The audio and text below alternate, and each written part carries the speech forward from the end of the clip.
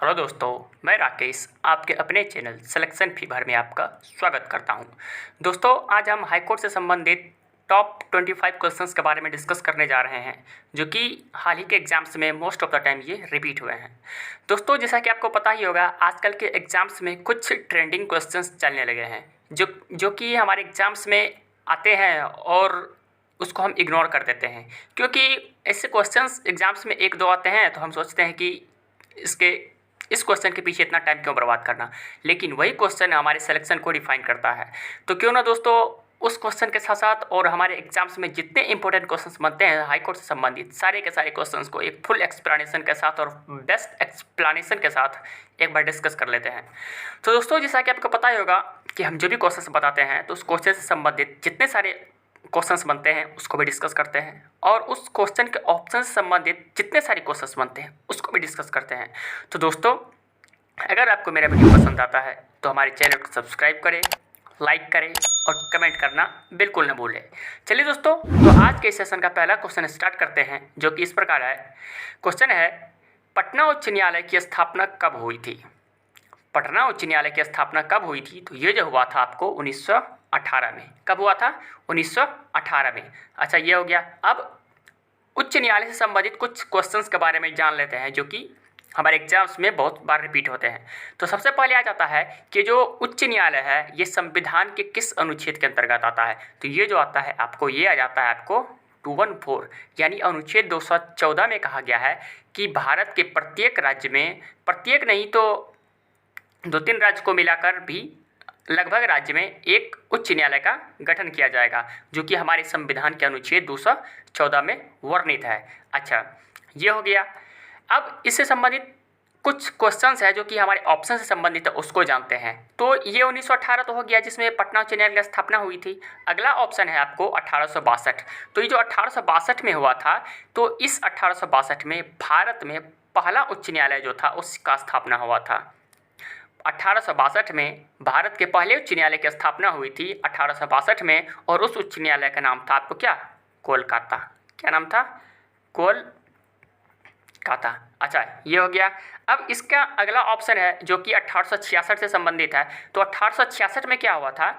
तो 1866 में जस्ट 4 साल बाद इलाहाबाद उच्च न्यायालय की स्थापना हुई थी। किसका? इलाहाबाद उच्च न्यायालय की स्थापना हुई थी। कब? 1866 में। अच्छा, अगला ऑप्शन है इसमें 1773। तो आपको पता ही होगा कि 1773 में कौन सा एक्ट आया था? तो वो जो एक्ट आया था रेगुलेटिंग एक्ट। कौन सा? Regulating act. अच्छा, इस रेगुलेटिंग एक्ट में हुआ क्या था? तो इस रेगुलेटिंग एक्ट के तहत भारत में बनने वाला पहला सुप्रीम कोर्ट जो था उसका निर्माण हुआ था, जो कि हुआ था कब? 1774 में। आपसे पूछ देता है कि भारत में जो सुप्रीम कोर्ट है वो किस एक्ट के तहत बना था और कब बना था? तो वो जो था रेगुलेटिंग एक्ट 1773 के अनुसार, और वो बना कब था? जस्ट 1 साल बाद 1774 में। ठीक है। अच्छा, इससे एक क्वेश्चन और आ जाता है, जो सुप्रीम कोर्ट का निर्माण हुआ था उसका मुख्य न्यायाधीश कौन था? तो वो उसका जो मुख्य न्यायाधीश था उसका नाम था सर एलिजा इम्फे। कौन था? Sir Elijah Impey. अच्छा, इस रेगुलेटिंग एक्ट से एक क्वेश्चन और आ जाता है कि रेगुलेटिंग एक्ट के तहत बनने वाला बंगाल का पहला गवर्नर जनरल कौन था? तो वो जो गवर्नर जनरल था उसका नाम था लॉर्ड वारेन हेस्टिंग्स। तो हमारे इस क्वेश्चन से इतने सारे क्वेश्चन हो गए। चलिए अगले क्वेश्चन के बारे में देखते हैं। अगला क्वेश्चन है, किन राज्यों में साझा उच्च न्यायालय है? किन राज्यों में साझा उच्च न्यायालय है? तो ये जो आपको हो जाएगा, ये हो जाएगा महाराष्ट्र और गोवा में। क्या? महाराष्ट्र और गोवा में साझा उच्च न्यायालय है, और उस उच्च न्यायालय का नाम है बॉम्बे उच्च न्यायालय। क्या? बॉम्बे उच्च न्यायालय। बॉम्बे उच्च न्यायालय है, जिसको कौन कौन सा डिस्ट्रिक्ट राज्य साझा करता है? तो उसको साझा करता है महाराष्ट्र और गोवा। तो चलिए अगला क्वेश्चन के बारे में देखते हैं। अगला क्वेश्चन है, एक सेकेंड, हाँ, अगला क्वेश्चन है, किस अधिनियम के अंतर्गत कोलकाता, मुंबई व मद्रास में उच्च न्यायालय की स्थापना की गई थी? किस अधिनियम के अंतर्गत कोलकाता, मुंबई व मद्रास में उच्च न्यायालय की स्थापना की गई? तो इसका जो बहुत सारे स्टूडेंट्स हड़बड़ी में गलत उत्तर मार देते हैं और उसको जो मार देते हैं क्या, रेगुलेटिंग एक्ट 1773, जो कि बिल्कुल गलत है। तो इसका जो उत्तर हो जाएगा वो हो जाएगा भारतीय उच्च न्यायालय अधिनियम 1861। क्या, भारतीय उच्च न्यायालय अधिनियम 1861। और इसी के अंतर्गत मुंबई, महाराष्ट्र और कोलकाता में उच्च न्यायालय की स्थापना हुई थी। चलिए ये तो हो गया। अब इसके ऑप्शन से संबंधित कुछ क्वेश्चंस देखते हैं कि क्या क्या बन सकता है। तो पहला ऑप्शन है इसमें भारत सरकार अधिनियम 1909, जिसको मार्ले मिंटो सुधार अधिनियम भी कहा जाता है। इसमें क्या कहा गया था कि इसमें पहली बार मुस्लिम संप्रदाय के लिए पृथक प्रतिनिधित्व की व्यवस्था की गई थी। क्या, पहली बार मुस्लिम संप्रदाय के लिए पृथक प्रतिनिधित्व की व्यवस्था की गई थी। मतलब कि मुस्लिम लोगों के लिए अलग से राष्ट्रपति होगा, अलग से उसका प्रधानमंत्री होगा, इस टाइप की व्यवस्था की गई थी। कब, 1909 में, जिसको मार्ले मिंटो सुधार अधिनियम या भारत सरकार अधिनियम 1909 कहा जाता है। ये हो गया। अगला ऑप्शन है इसमें रेगुलेटिंग एक्ट 1773। तो रेगुलेटिंग एक्ट 1773 में क्या हुआ था, अभी जस्ट हम पीछे पढ़े हैं कि इस एक्ट के तहत बनने वाला बंगाल का पहला जो गवर्नर जनरल था उसका नाम था वारेन हेस्टिंग्स। और इसी रेगुलेटिंग एक्ट के तहत 1774 में पहला सुप्रीम कोर्ट का निर्माण किया गया था। चलिए अगला क्वेश्चन के बारे में देखते हैं। अगला क्वेश्चन है अंडमान एवं निकोबार द्वीप समूह किस उच्च न्यायालय के क्षेत्राधिकार में आते हैं। तो अंडमान और निकोबार जो है ये कोलकाता उच्च न्यायालय के क्षेत्राधिकार में आते हैं। मतलब क्या हुआ, ये जो अंडमान और निकोबार द्वीप समूह है, दोनों का जो भी मामला आएगा वो कोलकाता उच्च न्यायालय में ही उसका सॉर्ट आउट किया जाएगा। तो इससे ये हो गया। चलिए अगला क्वेश्चन है इसमें कि दो या दो से अधिक राज्यों या संघीय प्रदेश के लिए एक सामान्य उच्च न्यायालय की स्थापना की जा सकती है। तो वो जो किया जा सकता है संसद द्वारा कानून बनाकर। किसके द्वारा, संसद द्वारा कानून बनाकर किया जा सकता है। चलिए अगला क्वेश्चन के बारे में देखते हैं। तो अगला क्वेश्चन इसमें है कि उच्च न्यायालय के न्यायाधीशों के आचरण पर बहस कहाँ की जा सकती है। तो उच्च न्यायालय के जो न्यायाधीश है उसके आचरण पर बहस हमारी संसद में की जा सकती है। कहाँ पे, संसद में की जा सकती है। इसमें उसका उत्तर गलत दिया है जो कि ए होगा। कहाँ पे, हमारे संसद में ही की जा सकती है। अरे कोई भी मामला जब आता है तो बहस कहाँ होता है, सिंपल सी बात है, संसद में ही होता है। तो इसका उत्तर क्या हो जाएगा, संसद। चलिए अगला क्वेश्चन है इसमें उच्च न्यायालय के न्यायाधीश को कौन हटा सकता है। तो उच्च न्यायालय के न्यायाधीश को जो है विशेष बहुमत से पारित संसद के प्रस्ताव पर राष्ट्रपति द्वारा हटाया जा सकता है। किसके द्वारा, विशेष बहुमत से पारित संसद के प्रस्ताव पर राष्ट्रपति जो है उच्च न्यायालय के न्यायाधीश को हटा सकता है। चलिए अगला क्वेश्चन के बारे में देखते हैं।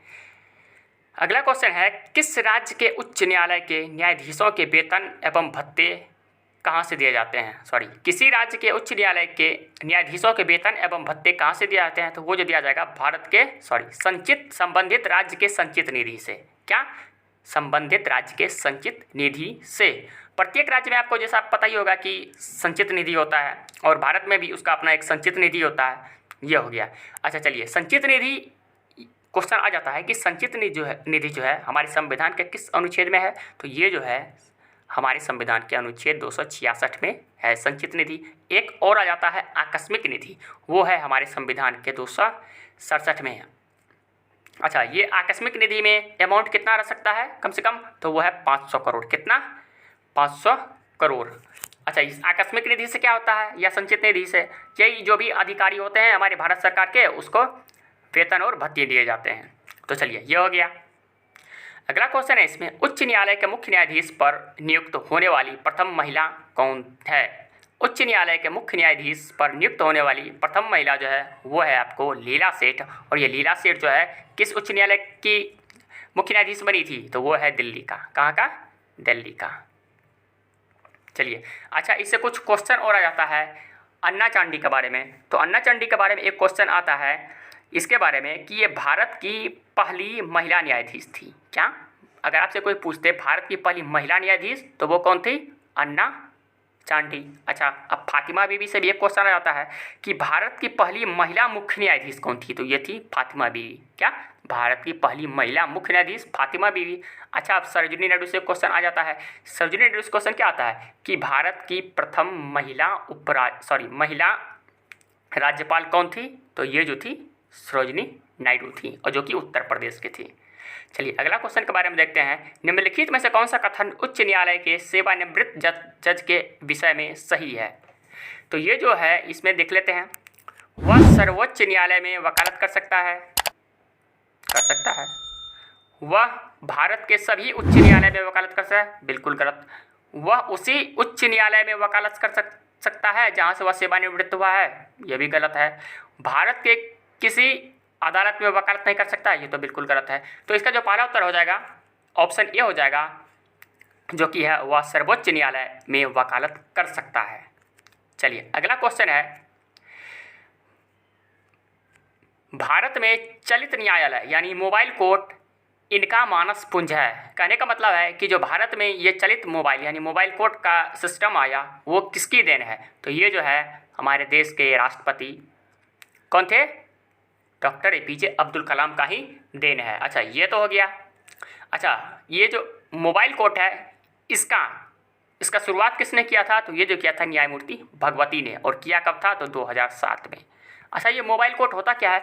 तो दोस्तों मोबाइल कोर्ट को इसलिए लाया गया था ताकि हमारे सुदूर इलाकों जैसे गांव हो गया और वहाँ के बहुत सारे गरीब आदमी जो होते हैं, तो अपना जो भी उस पर कुछ कार्रवाई होता है तो उसके लिए उसको आसानी से अपने कार्रवाई को कंप्लीट कर सके, इसलिए ये मोबाइल कोर्ट का निर्धारण किया गया था ताकि उसको कम खर्चा लगे और आसानी से वो अपनी पैरवी भी कर सके, जो कि मोबाइल के द्वारा। नहीं तो सुप्रीम कोर्ट या चाहे हाई कोर्ट या किसी भी कोर्ट का चक्कर लगाते लगाते गरीब आदमी का हालत खराब हो जाता था। इसी सिस्टम को सुधारने के लिए ये मोबाइल कोर्ट लाया गया था, जो किसकी देन है?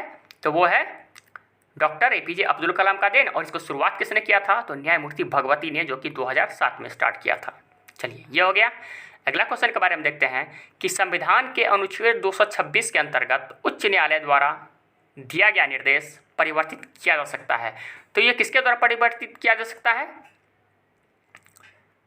तो राज्य के विधि मंत्री द्वारा, गलत है। राज्य सरकार द्वारा, ये भी गलत है।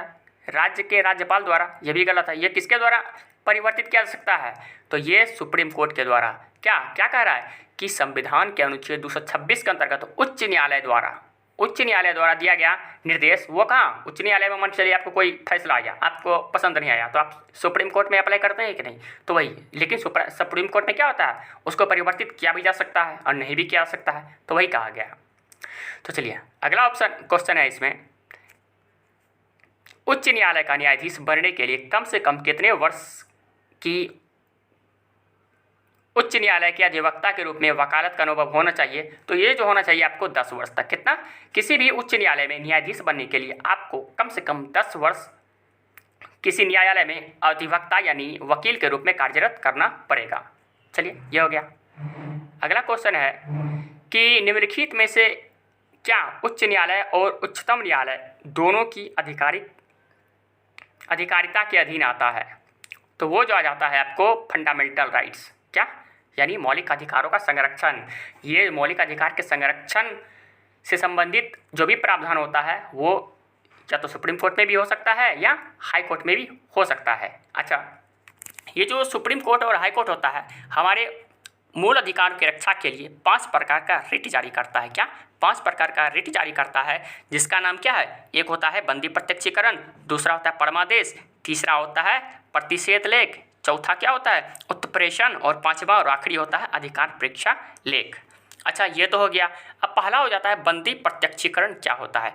तो बंदी प्रत्यक्षीकरण जो है यह उस व्यक्ति के द्वारा याचना जारी किया जाता है जिसको लगता है कि कोई अधिकारी उसको गलत तरीके से बंदी कर लिया है, तो उस कंडीशन में अदालत उस बंदी करने वाले अधिकारी को यह आदेश देता है कि उस व्यक्ति को अदालत में पेश किया जाए और ताकि उसके बारे में सटीक जानकारी लिया जा सके। ये तो हो गया बंदी प्रत्यक्षीकरण। अब अगला आ जाता है इसमें परमादेश। परमादेश क्या होता है? मान के चलिए कोई अधिकारी अपने कार्यों का निर्वहन सही तरीके से नहीं कर रहा है, तो न्यायालय जो है उस अधिकारी को एक लेटर सौंपता है और उसको कहता है कि आप अपने कर्तव्य का सही ढंग से पालन करें। यह हो गया। अब एक होता है प्रतिषेध लेख। इसमें क्या होता है?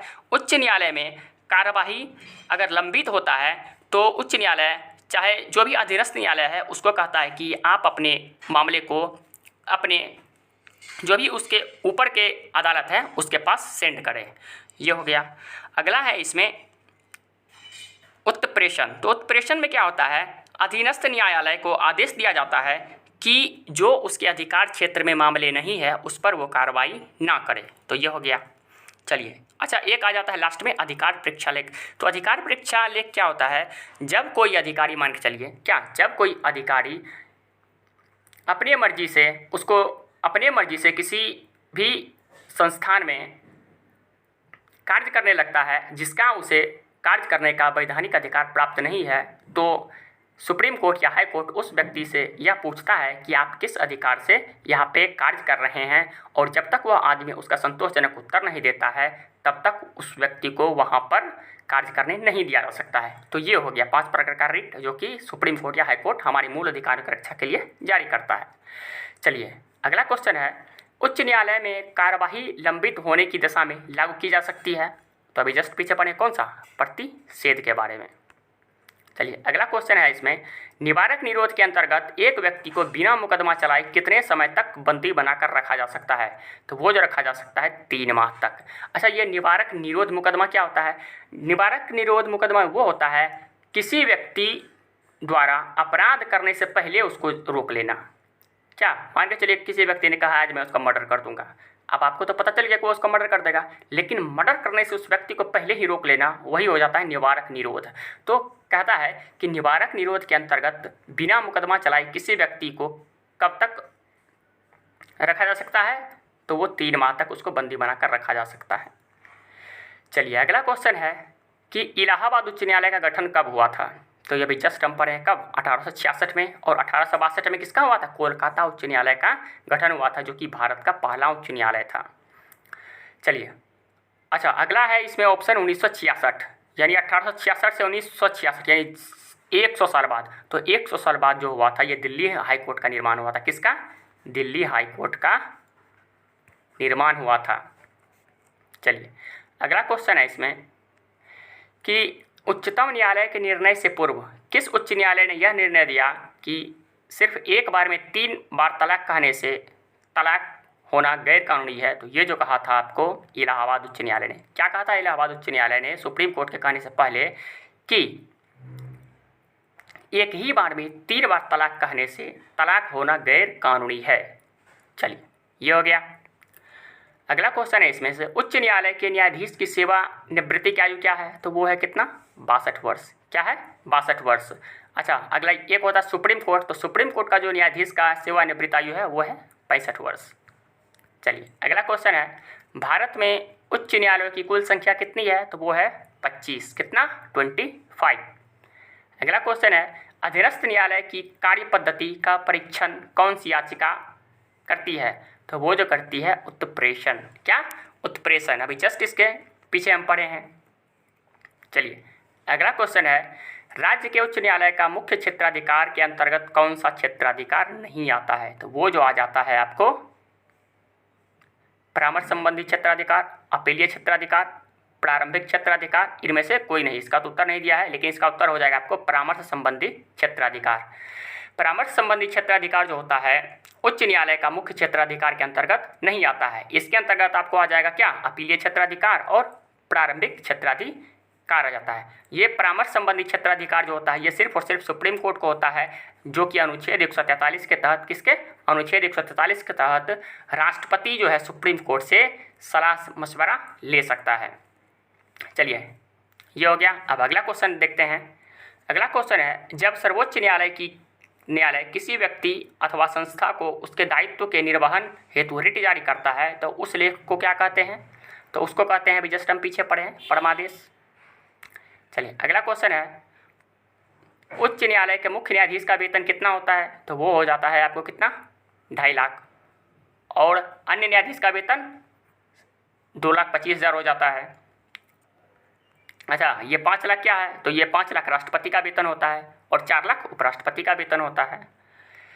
तो दोस्तों आज का ये मेरा सेशन कंप्लीट होता है। तो दोस्तों अगर आपको मेरा वीडियो पसंद आता है तो हमारे चैनल को सब्सक्राइब करें, लाइक करें और कमेंट करना बिल्कुल न भूलें। धन्यवाद।